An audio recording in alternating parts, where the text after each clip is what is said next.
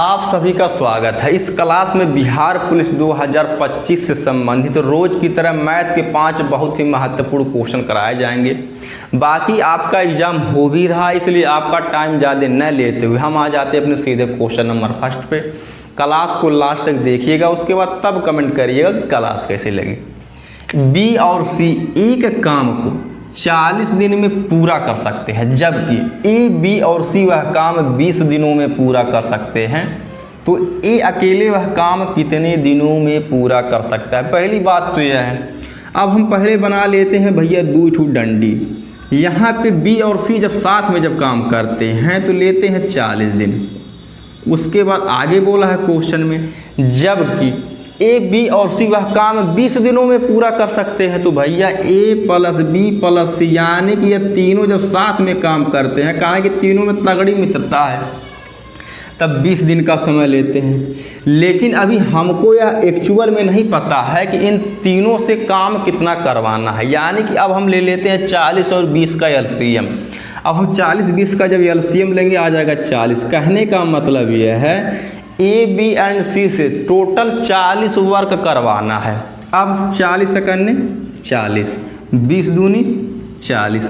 अब इसका मतलब यह हुआ बी और सी की जो एक दिन की जो इफिशियंसी या कार्य क्षमता है एक काम करने की, उसी प्रकार से ए, बी और सी की जो भैया एक दिन की इफिशियंसी या कार्य क्षमता है 2 काम करने की। लेकिन क्वेश्चन में यह बोला है ए अकेले वह काम कितने दिनों में पूरा कर सकता है। जब पूछा है ए अकेले वह काम कितने दिनों में पूरा कर सकता है, तो हम ए, बी, सी की इफिशियंसी में से जब बी और सी की जब इफिशियंसी जब माइनस कर देंगे तो हमको यह पता चलेगा कि ए नाम का व्यक्ति एक दिन में कितना काम करता है। पहली बात तो यह टोटल वर्क है भैया 40। अब ए, बी, सी और यहाँ पे है भैया बी और सी, यानी कि जब 2 में से जब हम 1 माइनस करेंगे आ जाएगा 1। कहने का मतलब यह है कि ए नाम का जो व्यक्ति है एक दिन में एक कार्य करता है। तब हम टोटल वर्क को भैया 1 से डिवाइड कर देते हैं। अब 1 से डिवाइड करेंगे तो ही 40 ही आएगा। कहने का मतलब यह है कि अगर अकेला वह काम करेगा तो 40 दिन का समय लेगा, जो कि ऑप्शन नंबर हमारे डी में दिया है। क्लास को लास्ट तक देखिएगा, जान लीजिए जो आपका एग्जाम हो रहा है, जो मतलब मैथ का क्वेश्चन जिस प्रकार का सेम उसी पैटर्न का क्वेश्चन इस क्लास में लिया गया, बाकी आप लास्ट तक देखिएगा। अब हम आ जाते हैं अपने नेक्स्ट क्वेश्चन पे। तो हमारा नेक्स्ट क्वेश्चन है, यदि 21 चॉकलेट को 5:2 के अनुपात में साझा की जाती है, अर्थात 5:2 के अनुपात में बांटा जाता है, तो छोटे हिस्से में कितनी चॉकलेट होगी। पहली बात तो यह है कि भैया है टोटल 21 चॉकलेट। अब इसी 21 चॉकलेट को 5:2 के अनुपात में बांटना है, तो भैया हम इसे रेशियो को ही जोड़ देते हैं, यानी 5 में जब हम 2 जोड़ेंगे आ जाएगा 7। अब इसी 7 का मान भैया है 21 के बराबर। अब हम जब 1 का मान निकालेंगे 7 त्रिक के 21, यानी कि अब 1 का मान आ गया 3। लेकिन क्वेश्चन में यह पूछा है तो छोटे हिस्से में कितनी चॉकलेट होगी। अब इन दोनों में सबसे छोटा रेशियो 2 है। अब 1 का मान अगर 3 निकला है तो भैया 3 में हम 2 से गुणा करा देते हैं, यानी कि 3 दूनी 6। कहने का मतलब यह है कि छोटे हिस्से में 6 चॉकलेट होगी, जो कि ऑप्शन नंबर हमारे बी में दिया गया। लेकिन एक बात और, अगर सपोज दैट यह पूछता कि बड़े हिस्से में कितनी चॉकलेट होती, अब जब 1 का मान जब 3 निकला है तो भैया बड़ा वाला रेशियो 5 है, तब 3 में 5 से गुणा कराते तब 15 आ जाता। लेकिन छोटा हिस्सा पूछा तो भैया हमारा आंसर हो जाएगा 6, जो कि ऑप्शन नंबर बी है।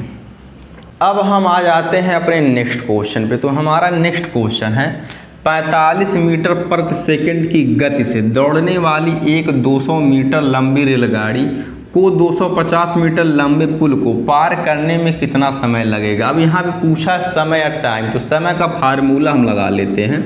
तो समय बराबर होता है दूरी बटे चाल, या डिस्टेंस अपॉन स्पीड, बात एक ही है। अब पहले हम कुल दूरी याद कर लेते हैं। अब यहाँ पे भैया जो ट्रेन की लंबाई है कुल 200 मीटर है। अब उसके बाद इसी रेलगाड़ी यानी कि 200 मीटर लंबी रेलगाड़ी को एक पुल पार करना है, जिसकी भैया टोटल लंबाई है 250। तो पहले हम इसको जोड़ लेते हैं, जिससे कि कुल दूरी हमको ज्ञात हो जाएगी। अब जब 200 में जब 250 जोड़ेंगे आ जाएगा 450। कहने का मतलब है कि जो कुल दूरी निकली है 450 मीटर बटे चाल।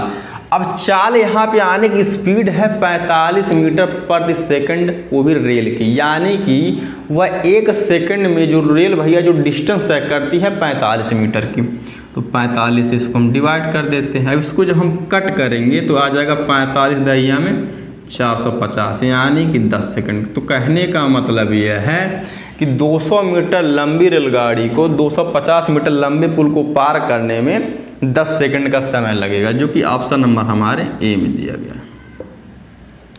अब हम आ जाते हैं अपने नेक्स्ट क्वेश्चन पे। तो हमारा नेक्स्ट क्वेश्चन है, एक व्यक्ति अपनी घड़ी को 1140 रुपये में बेचता है तो उसे 5% की हानि होती है। वह उस घड़ी को किस मूल्य में बेचे कि उसे 5% का लाभ हो। पहली बात तो यह है, जब वह व्यक्ति घड़ी को 1140 में बेचता है तो उसे 5% की हानि होती है। पहली बात तो यह है, किसी भी व्यक्ति को अगर परसेंटेज में अगर लाभ या हानि अगर हो रहा है तो भैया वह 100 पर ही होता है। जैसे कि अगर उसको भैया अगर हानि होगा तो 100 में से ही माइनस करें, अगर लाभ होगा तो भैया 100 में ही प्लस करेंगे। जैसे कि इस क्वेश्चन में यह बोला है कि तो उसे 5% की हानि होती है, तो 100 में से जब हम 5 घटाएंगे आ जाएगा 95%। अब इसी 95% का मान है 1140 रुपये के बराबर। अब आगे क्वेश्चन में बोला है, वह उस घड़ी को किस मूल्य में बेचे कि उसे 5% का लाभ हो सके। अगर वह लाभ अगर कमाना चाहता है वो परसेंटेज में तो 100 पर ही कमाएगा। तो भैया 100 में हम 5 जोड़ देते हैं, जब 100 में 5 जोड़ेंगे आ जाएगा 105%। अब इसी 105% का मान पूछा है अमाउंट में, तो भैया हम निकाल लेते हैं, यानी कि 1140 गुणे 105 बटे 95। अब हम इसको सॉल्व कर लेते हैं। 19 पचे 95, 19 छः का 114, उसके बाद लगा देंगे 1 भेली। अभी भी ये कटेगा, 5 कने 5, 5 से काटेंगे 60 को भैया 12 बार में, यानी 12 पचे 60। अब कोई संख्या कटेगी नहीं तो भैया 12 का हम 105 से गुणा करा लेते हैं, अर्थात 12 पचे 60 की 0 हाथ में लगा 6, 12 सुना 0 फिर 6 में यहाँ पे लिख देंगे, 12 कने 12। कहने का मतलब ये है, अगर उसको 5% का अगर लाभ कमाना है तो घड़ी को 1260 रुपया में बेचना होगा, जो कि ऑप्शन नंबर हमारे बी में दिया गया है। अब हम आ जाते हैं अपने नेक्स्ट क्वेश्चन पे। तो हमारा नेक्स्ट क्वेश्चन है, 4000 रुपये मूलधन का 6% वार्षिक ब्याज की दर से 4 वर्ष में साधारण ब्याज ज्ञात करें। अभी इस क्वेश्चन में पूछा है साधारण ब्याज, तो साधारण ब्याज का फार्मूला यह होता है, यह ऐसाई बात एक ही है, PRT/100। कहने का मतलब यह है मूलधन गुणे दर गुणे समय बटे 100। अब यहाँ पे भैया मूलधन दिया गया है 4000 गुणे रेट ऑफ इंटरेस्ट या ब्याज की दर 6% गुणे टी फॉर टाइम या समय 4 वर्ष बटे 100। अब 2 भेली से 2 भेली कट जाएगा। अब इसको हम सॉल्व कर लेते हैं। 40 में 6 से गुणा कराएंगे, 6 चौके 24, उसके बाद लगा देंगे 1 0, उसके बाद हम 4 से गुणा कर देते हैं, यानी कि 4 सुनाए 0, 4 चौके 16 के 6 हाथ में लगा 1, 4 दूनी 8 1 9, यानी कि हमारा साधारण ब्याज हो जाएगा 960 रुपया, जो कि ऑप्शन नंबर हमारे ए में दिया गया है।